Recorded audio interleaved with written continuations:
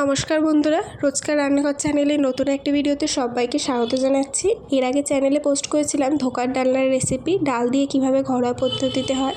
আজকে শেয়ার করছি কুমড়ো দিয়ে ধোকার ডালনা। নামটা শুনতে একটু ইউনিক হলেও খেতে কিন্তু খুবই দারুণ, একবার ট্রাই করে দেখো। তো প্রথমে কুমড়োগুলোকে ভালো করে সিদ্ধ করে নিয়েছি। এবার একটু কুমড়োর পেস্ট বানিয়ে নিতে হবে। পেস্টে দিচ্ছি আদা, লঙ্কা, সামান্য নুন, আর কড়াইতে একটু চালের গুঁড়ো ড্রাই রোস্ট করে নিচ্ছি। তোমরা চাইলে ময়দা, বেসন যে কোনো জিনিস দিয়ে করতে পারো, আমি এখানে চালের গুঁড়ো ইউজ করেছি। এবার পেস্টটা দিয়ে ভালো করে একটা ডো বানিয়ে নিতে হবে, একটু আঠা আঠা মতো। আর থালায় একটু তেল মাখিয়ে ডোটা দিয়ে একটা হাতের সাহায্যে শেপ দিয়ে রেখে দেবো কিছুক্ষণের জন্য। এবার রান্নাতে যে মশলাটা লাগবে সেই মশলাটা বানিয়ে নেবো। দিচ্ছি টমেটো, কাঁচা লঙ্কা, জিরে দিয়ে একটা ভালো করে পেস্ট বানিয়ে নেবো, আর একটু আদা দেবো, দিয়ে পেস্টটা বানিয়ে নেবো। পেস্টটা হয়ে গেছে।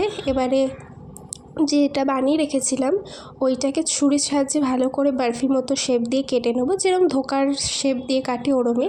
এবার কড়াইতে দিচ্ছি তেল দিয়ে ওগুলোকে ভালো করে ভেজে নিতে হবে। দেখতেই পাচ্ছ ভালো করে ওগুলো শেপের মতো দিয়ে ভেজে নেওয়া হচ্ছে। একটু গোল্ডেন ব্রাউন করে ভাজতে হবে। আর চালের গুঁড়ো দিয়ে করা আছে, আটকেও যাবে। আর তোমরা বেসন দিয়ে, ময়দা দিয়ে যে কোনো জিনিস দিয়ে করতে পারো। জিরে আর তেজপাতা, শুকনো লঙ্কা ফোড়ন দিচ্ছি, দিয়ে পেস্টটা ভালো দিয়ে দিলাম, দিয়ে ভালো করে একটু নাড়িয়ে নেবো।